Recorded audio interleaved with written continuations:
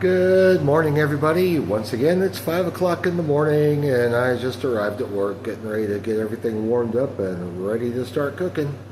Just wanted to rant about something that has come up in my inbox. I've had comments from people saying, well, you work in a nursing home, you can't be a real chef, things like that. Well, I don't even really call myself a chef that much other than my title on this video. And I have been a chef in the past. That's been my title before, when I'm semi-retired cooking in a nursing home.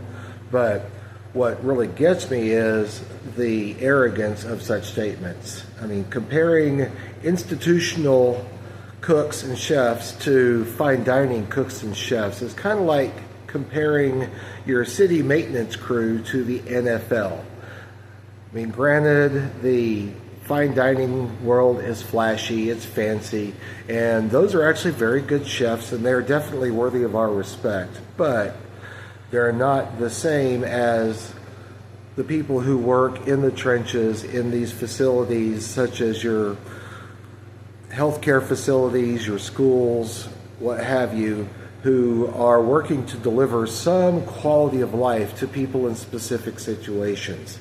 So don't discount these career fields. The benefits are great. Sure, it's not fancy. We're not doing decorative plates. We're not going for Michelin stars, but it is a fantastic career and definitely something to consider when you're considering the future of your culinary career.